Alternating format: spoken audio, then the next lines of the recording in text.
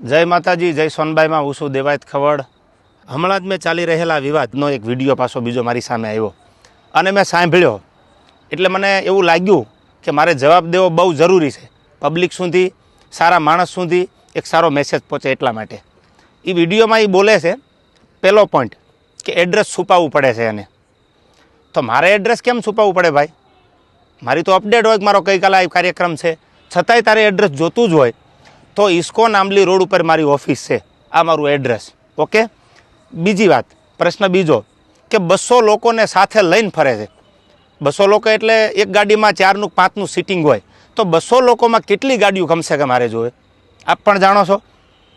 જેને જેને ડાયરા કર્યા આયોજકને પૂછો કે કેટલી ગાડીઓ લઈને આવું છું, એ બધા પ્રૂફ પુરાવા દેવાની જરૂર નથી. આ એકદમ ફેક્ટ વાત છે, ઉપજાવેલી વાત છે એની. ત્રીજી વાત કરું તો સમાધાન કરવા માટે 50 લોકોને દોડાવ્યા. આવો એ બ્લેમ કરે છે મારી પર. હું સમાધાન કરવા દોડાવું?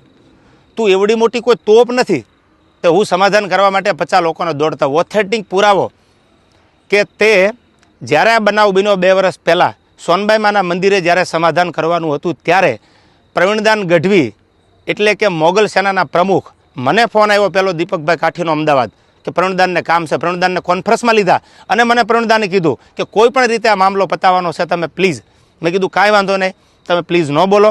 ત્યાર પછી મને ફોન આવ્યો મઢડાથી દાદુભાઈનો. દાદુભાઈએ કીધું કે તમારે સોનબાઈ માના મંદિરે આવવાનું છે. એટલે મેં કીધું કે આવું ખરો પણ માફી નહીં માગું.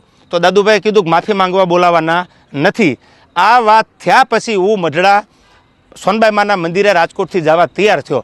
એટલે તું એવી કોઈ મોટી તોપ નથી કે મારા સમાધાન માટે 50 લોકોને તારી પાછળ દોડાવવા પડે. મારે બહુ જાજી વાત કરવી નથી, કારણ કે પબ્લિક પાસે, ઓડિયન્સ પાસે એટલો બધો સમય નથી આ ફાલતુ વાતું સાંભળવાનો.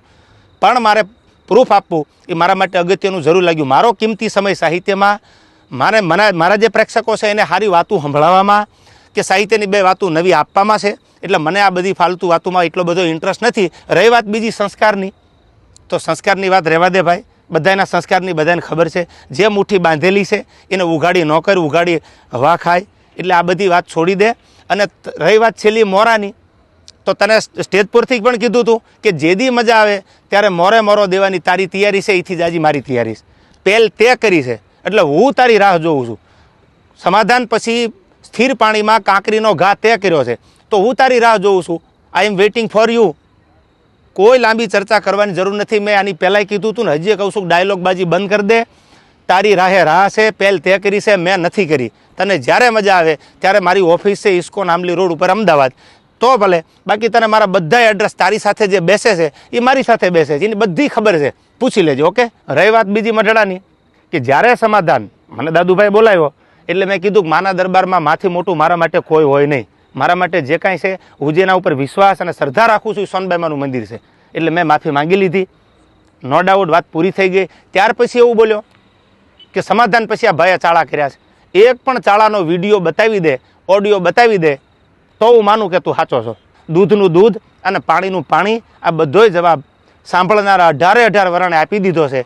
મને તો એટલું યાદ આવે કે સોનબાઈ માના સાનિધ્યમાં સમાધાન થયા પછી આ વસ્તુ જે બની ખોટી છે, જે કરવું હોય એ વેલકમ. જય માતાજી.